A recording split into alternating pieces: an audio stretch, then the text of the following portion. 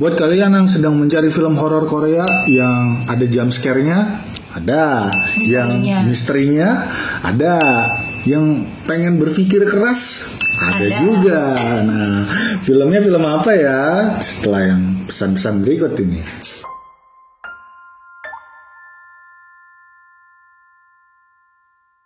Lagi kita akan membahas film yang berjudul Guillemot the Lightless Door. Benar gak sih baca?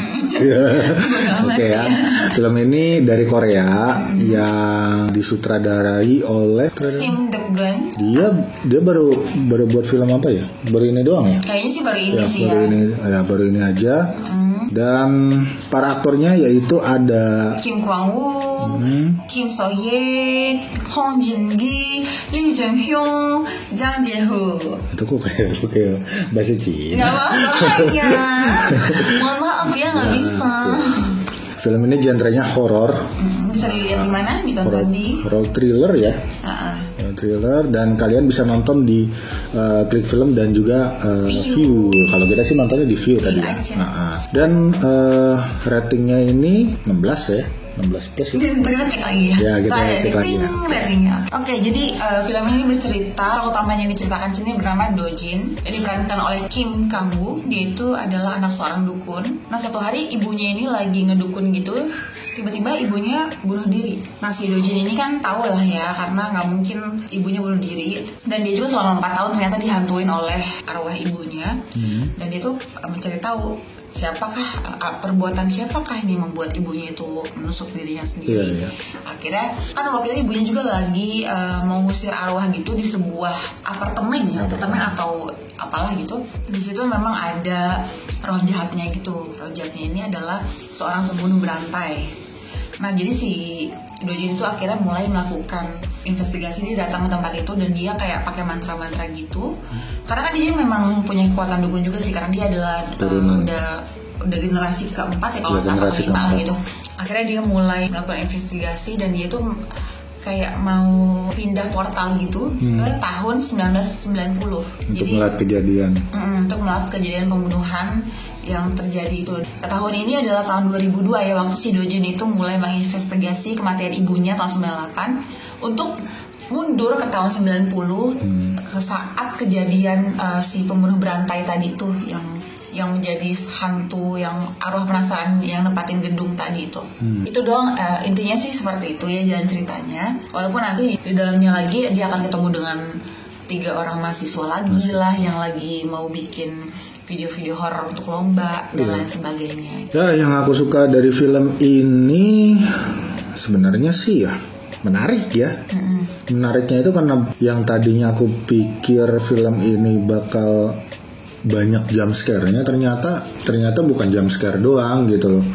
Banyak misterinya gitu. Ya, suka sih aku dan gak bikin ngantuk juga ya, karena dari kemarin film-film horornya kan gak terlalu banyak jump scare ya, film-film yang sebelumnya. Nah, ini cocok nih buat yang suka jump scare. Ya, kebetulan kamu suka jump scare ya? Iya. Karena aku sih gak suka jump scare, jadi ya untuk yang suka jump scare ini rekomen banget gitu ya, karena kamu akan dipuaskan dengan jump scare yang banyak ya.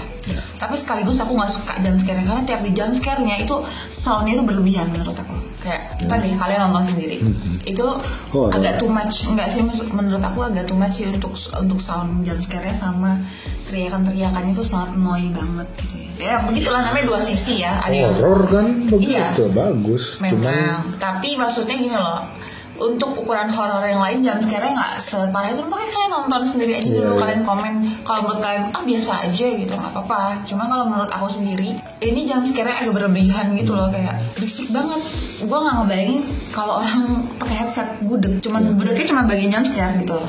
Walaupun ya jalan ceritanya itu kan memang bagus ya, maksudnya dia punya ide cerita yang bagus, dia mau nyelamatin ibunya, tapi membuat penonton tuh berbingung karena nanti di dalamnya kalian tuh akan melihat sebenarnya tuh alur maju mundur gitu kan. Maju mundur dan ternyata agak sedikit menyesatkan sih, karena kayak mereka tuh kayak punya 2 cerita sendiri nggak sih dalam satu film gitu kan. Karena yang tadinya ini mau begini, si Do Jin mau begini, ternyata ada juga cerita tentang 3 orang mahasiswa yang membuat dokumentasi, dan ternyata peran mereka juga sebenarnya penting. Kayaknya kalau mereka dibikin film sendiri juga bisa gitu kan. Itu sih yang membuat kekurangannya menurut aku gitu kan, kurang dikemas dengan rapi. Tapi ya enggak juga sih, nggak bisa dibilang dia kehilangan arah ya, karena kan memang kalau setiap film horor itu belum tentu endingnya sesuai dengan yang tujuan awal kan gitu kan. Iya kan sih film horor kan gitu kan. Ya film ini suasana suramnya itu dapat banget karena dia syutingnya kan di apartemen ya. Jadi emangnya asal film horor di dalam apartemennya yang udah hancur gitu, karena ini kan filmnya nyeritain dari tahun 90 naik ke 96 sampai ke 98. Itu memang apa namanya, tempatnya disetting sedemikian rupa. Belum lagi ada itu kan yang kayak fan footage gitu, jadi kita ngeliat dari view kamera gitu kan. Iya. Nah dari yang kamera 3 orang itu ya, 3 orang mahasiswa.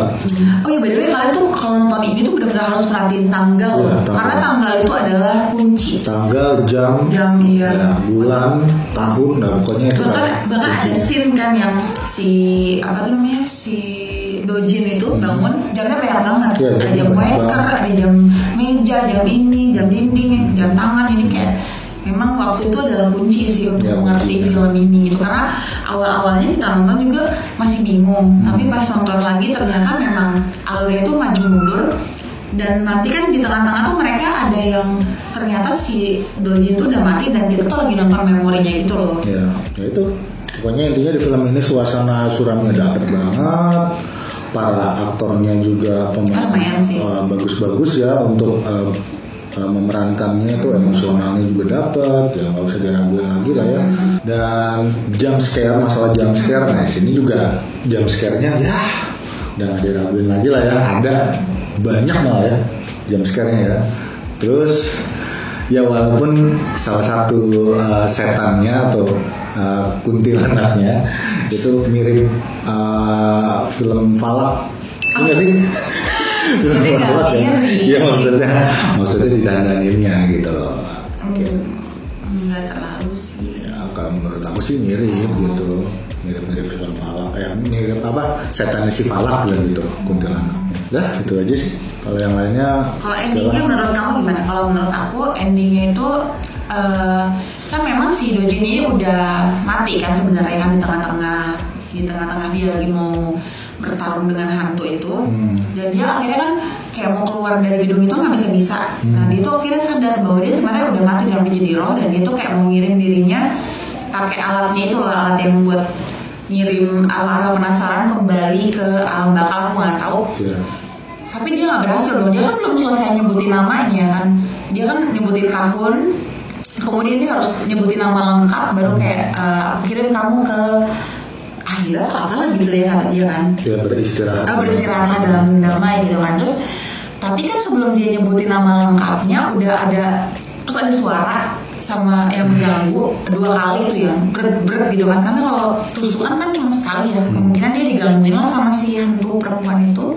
Akhirnya dia batal dong, dan dia terjebak di sana. Itu terbukti bahwa pas abis scene itu dia kan kayak ngulang lagi, dia mulai ulang lagi dari kayak baca mantra gitu, terus buka pintu yang menuju ke lantai dasar, kayak ngulangin lagi adegan yang kita lihat pertama kali dia masuk.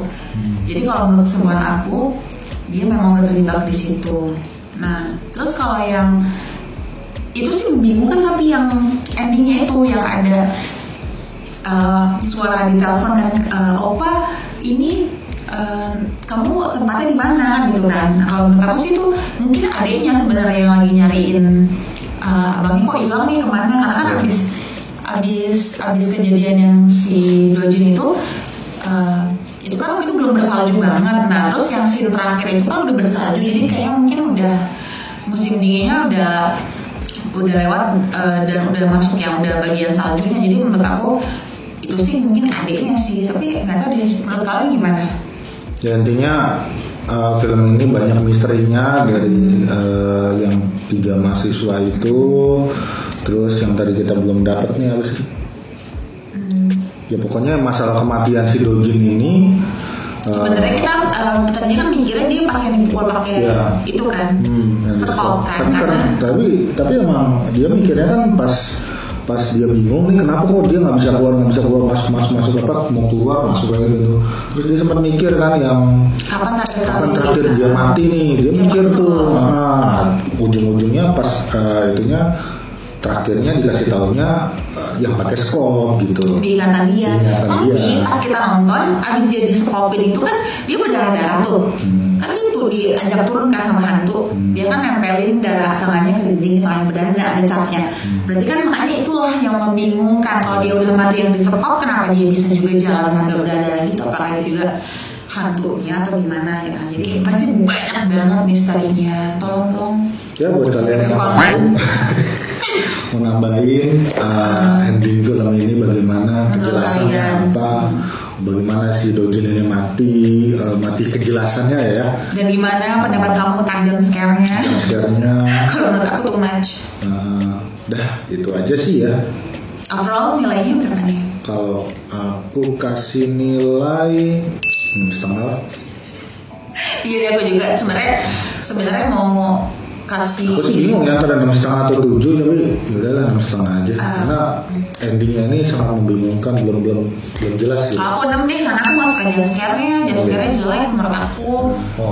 Ya kan namanya juga ini kan, maksudnya ada yang sukanya jump scare, ada yang gak sukanya itu, jadi aku skip 6.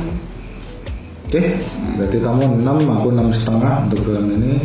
Ya, kalau kalian berapa silakan di komen lah untuk film ini nilainya, dan juga masalah rekomendasi untuk ditonton sama kalian. Seperti yang saya bilang di pertama, ada jump scare, ada di film ini pemikiran yang membuat kita mikir, ada di sini yang bikin apalagi tadi misteri ada udah pokoknya lengkap. Sambil nonton sambil mikir ini gimana sih, hubungannya apa gitu. Pokoknya di film ini horor yang bikin kalian berpikir keras. Mungkin ada film-film lain yang ada seperti ini, silakan boleh ditulis di kolom komentar ya, rekomendasi film yang berpikir. Tapi horor juga nggak apa-apa, gue lebih suka yang horor gini. Seru. Horor tapi jangan scare. Iya. Demikianlah pembahasan film tentang Women Like the Lightless Door. Buat kalian yang baru mampir atau baru melihat channel kami, suka dengan konten dan video kami, silahkan klik like dan juga di subscribe.